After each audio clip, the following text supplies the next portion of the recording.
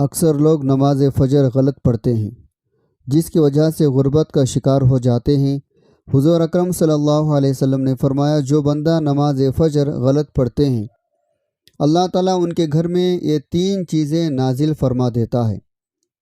محترم ناظرین، اکثر لوگ فجر کی نماز کو صحیح طریقے سے ادا نہیں کرتے۔ نماز فجر پڑھنے کا صحیح طریقہ اور مجرب مکمل طریقہ کیا ہے؟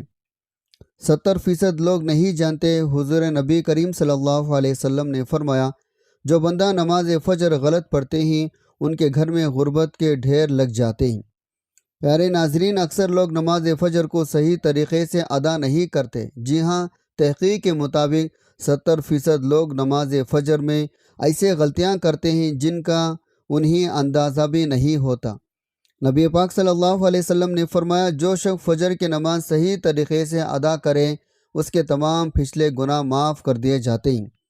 جو فجر کی نماز کو ضائع کرتا ہے یا غلط طریقے سے پڑھتا ہے، اس کے رزق میں تنگی آ جاتی ہے۔ غربت، پریشانی، محتاجی اس کا پیچھا نہیں چھوڑتے۔ کتنے ہی گھروں میں بے برکتی ہو جاتی ہے، بس فجر کی کوتاہی کی وجہ سے۔ کیا آپ واقعی فجر صحیح پڑھ رہے ہیں؟ آج کی اس ویڈیو میں ہم سیکھیں گے فجر کی نماز کا وہ مسنون طریقہ جس سے نہ صرف گناہ معاف ہوتے ہیں بلکہ رزق کے دروازے بھی کھلتے ہیں۔ ایک دن حضور پاک صلی اللہ علیہ وسلم اپنے چچا زاد بھائی اور داماد حضرت علی کرم اللہ وجہہ اپنے بیٹے حضرت فاطمہ رضی اللہ عنہا کے گھر تشریف لائے۔ رات کا وقت تھا، دونوں میاں بیوی آرام کر رہے تھے۔ حضور پاک صلی اللہ علیہ وسلم دروازے پر کھڑے ہو کر آواز دی، اے علی، اے فاطمہ، کیا تم دونوں نماز نہیں پڑھو گے؟ حضرت علی نے عرض کیا، یا رسول اللہ، جان اللہ کے ہاتھ میں ہے، جب اللہ چاہے گا ہمیں جگا دے گا۔ حضور صلی اللہ علیہ وسلم خاموش ہو گئے اور وہاں سے لوٹ گئے، لیکن دل میں محبت کے ساتھ نصیحت چھوڑ گئے۔ حضور اکرم صلی اللہ علیہ وسلم نے اپنے پاؤں زمین پر مارا اور فرمایا، انسان سب سے زیادہ جھگڑالو ہے۔ صحابہ نے بیان کیا، حضور صلی اللہ علیہ وسلم کا اندازہ ایسا تھا، غصے میں بھی شفقت اور نرمی جھلکتی۔ ان کی زبان پر کوئی سخت بات نہیں آتی تھی، بلکہ اندازی سے نصیحت کا ہوتا تھا۔ حضرت علی، حضرت فاطمہ کا یہ الفاظ ایسی محبت کے ساتھ پہنچے کہ وہ زندگی بھر کے لیے سبق بن گئے۔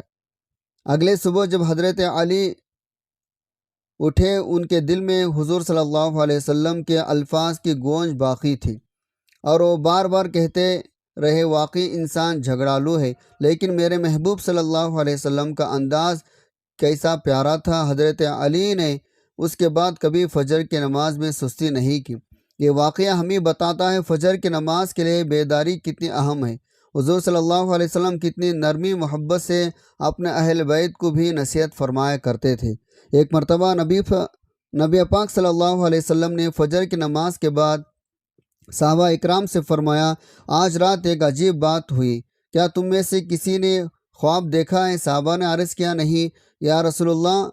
آپ صلی اللہ علیہ وسلم نے فرمایا، میں نے خواب دیکھا ہے، 2 فرشتوں کو میں نے آپس میں دیکھا جو میرے پاس آئے اور انہوں نے کہا، ہم تمہیں ایک منظر دکھاتے ہیں۔ پھر وہ مجھے لے کر چلے گئے۔ میں نے ایسے مناظر دیکھے جو دل کو دہلا دینے والی تھی، لیکن ان سب کے درمیان ایک منظر ایسا تھا جو میرے دل میں اتر گیا۔ حضور صلی اللہ علیہ وسلم نے فرمایا، میں نے ایک شخص کو دیکھا جو اپنا سر پر پتھر مار رہا تھا، اور جب وہ پتھر لگتا ہے تو اس کا سر پھٹ جاتا ہے، پھر دوبارہ جڑ جاتا ہے، اور پھر وہ شخص دوبارہ اسی پتھر مارتا ہے۔ تو اس اذیت ناک منظر کو دیکھ کر میں نے پوچھا، یہ کون ہے؟ اسے یہ عذاب کیوں دیا جا رہا ہے؟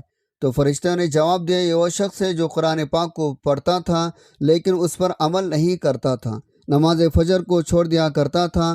یہ وہ شخص ہے جو فجر کے وقت اٹھتا نہیں تھا، سوتا رہتا تھا، اسے رب کی پکار سنائی نہیں دیتی تھی۔ وہ بد نصیب جو دنیا کی نیند کو آخرت کے نجات پر ترجیح دیتا ہے۔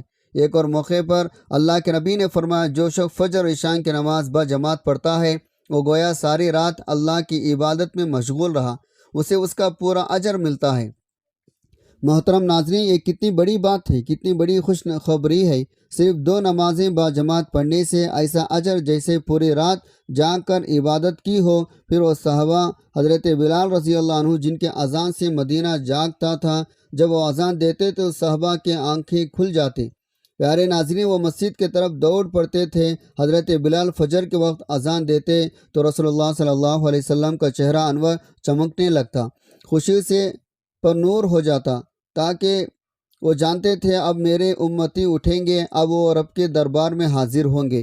وہ اذان ایسی ہوتی جو دلوں کو جگا دیتی، روح کو بیدار کر دیتی تھی۔ ایک دفعہ ایک نوجوان صحابی مسجد میں فجر کے لیے نہ آئے۔ حضور نے اس کی غیر موجودگی کو محسوس فرمایا۔ نماز کے بعد صحابہ سے پوچھا، فلاں کہاں ہیں؟ صحابہ نے عرض کیا، رسول اللہ وہ بیمار ہیں، کمزور ہیں۔ پیارے ناظرین، حضور نے فرمایا اگر وہ 2 آدمیوں کے سہارے بھی چل سکتا تو بھی اسے مسجد میں آنا چاہے۔ سبحان اللہ!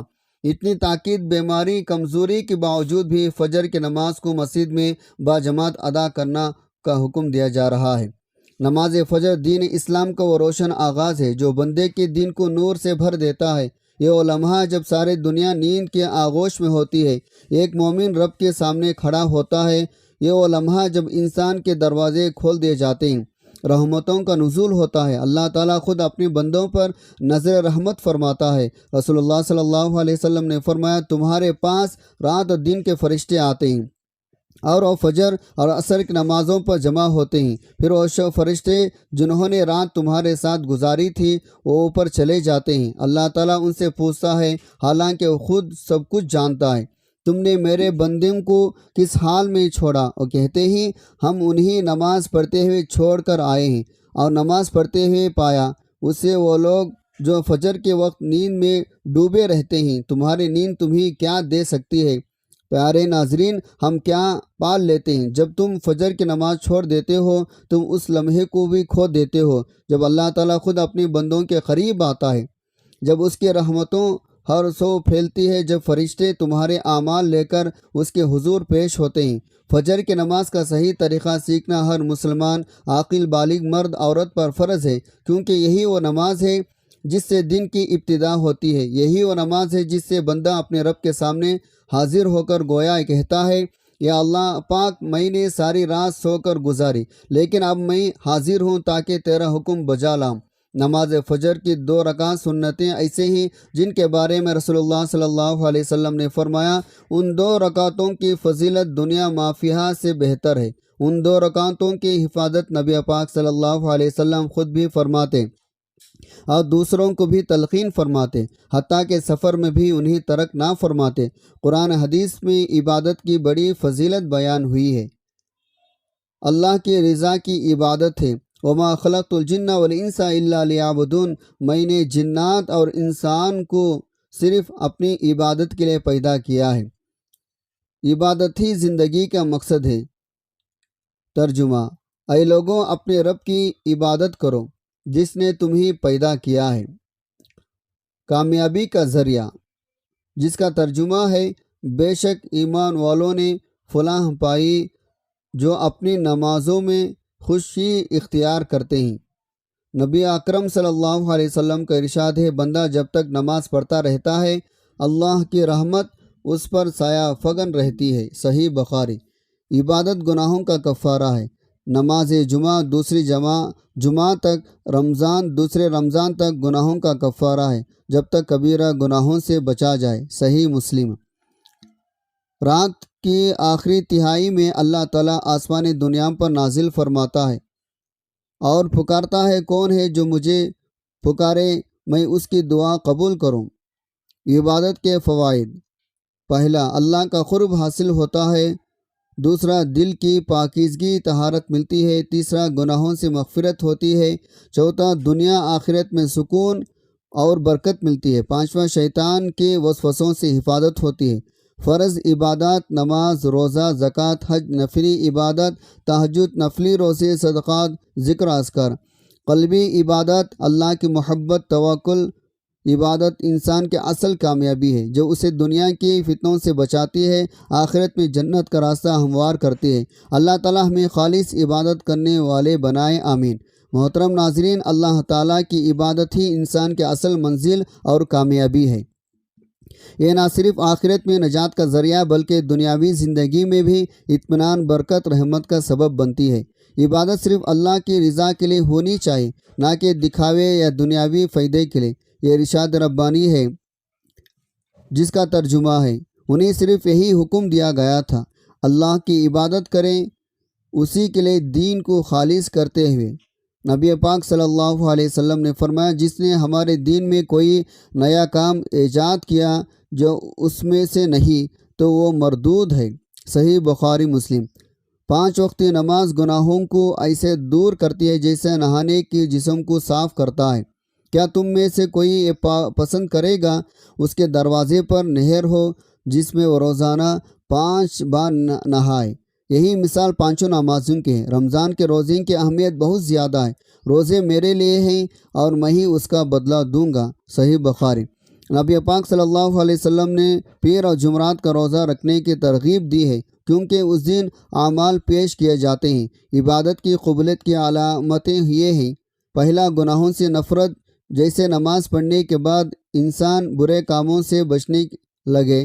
دوسرا، رزق میں آسانی، اللہ تعالیٰ نیک بندوں کے لیے راستہ آسان کر دیتا ہے۔ تیسرا، دوسروں کی خدمت کا جذبہ، حقیقی عبادت انسانوں کے دوسروں کے لیے مفید بناتی ہے۔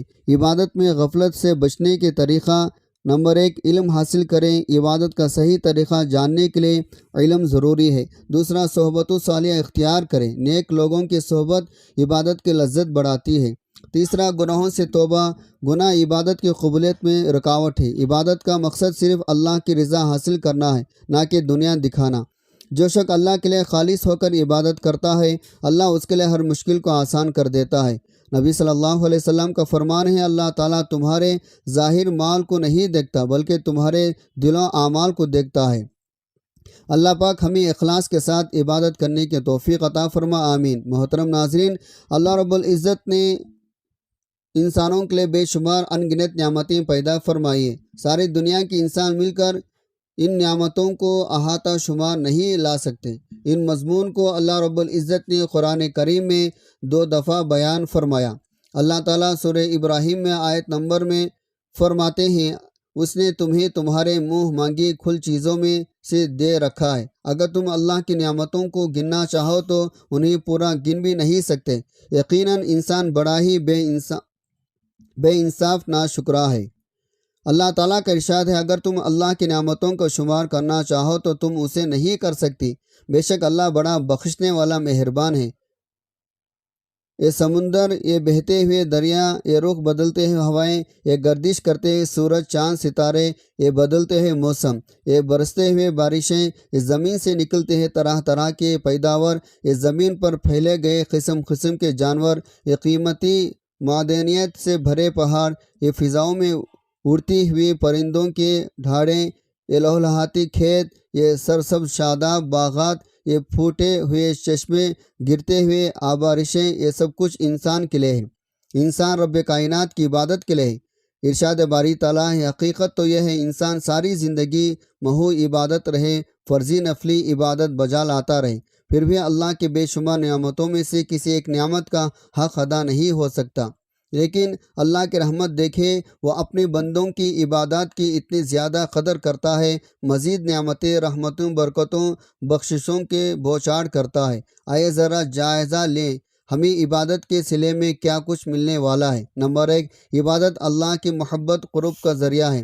حدیث قدسی ہے، اللہ کے نبی نے فرمایا، اللہ تعالیٰ ارشاد فرماتا ہے، میرا بندہ کسی طریقے سے میرا اتنا قرب حاصل نہیں کر سکتا جتنا میرے مقرر کردہ فرائض کی ادائیگی سے حاصل کر سکتا ہے، اور اگر وہ فرائض کی ادائیگی کے ساتھ ساتھ نوافل کے ذریعے بھی میرا قرب حاصل کرنے لگے تو میں اس سے محبت کرتا ہوں۔ معلوم ہوا فرائض سے اللہ کا قرب حاصل ہوتا ہے، نوافل سے اللہ کی محبت حاصل ہوتے ہیں۔ نمبر 2، عبادت جنت میں پیغمبر صلی اللہ علیہ وسلم کی رفاقت کا ذریعہ ہے۔ حضرت ربا بن کعب رضی اللہ عنہ کہتے ہیں، میں رسول اللہ صلی اللہ علیہ وسلم کی خدمت کے لیے رات بھر مستعد رہتا تھا۔ میں آپ کے پاس آپ کے وضو کا پانی، دوسرے ضرورت کے اشیاء، مسواک وغیرہ لاتا تو حضور صلی اللہ علیہ وسلم نے مجھ سے فرمایا، سوال کرو۔ میں نے عرض کیا، میں آپ سے جنت میں آپ کی رفاقت کا سوال کرتا ہوں۔ تو حضور نے فرمایا کیا اس کے علاوہ بھی تیرا کوئی سوال ہے؟ میں نے کہا بس یہی سوال ہے۔ تو حضور صلی اللہ علیہ وسلم نے فرمایا تو تجھے اپنے نفس کے مقابلے میں زیادہ نوافل ادا کر کے میری مدد کرنا ہوں گے۔ مطلب یہ ہے زیادہ سجدے کر کے، زیادہ نوافل ادا کر کے اپنے آپ کو اس اہل بناؤ میں آپ کے حق میں اپنے رفاقت کی سفارش کر سکوں۔ نمبر 3، عبادت سے گناہ معاف ہوتے ہیں۔ یقیناً نیکیاں برائیوں کو دور کر دیتی ہے۔ یہ نصیحت ہے نصیحت پکڑنے والوں کے لیے۔ معلوم ہوا نیکیاں عبادتیں گناہوں کو مٹا دیتی ہے۔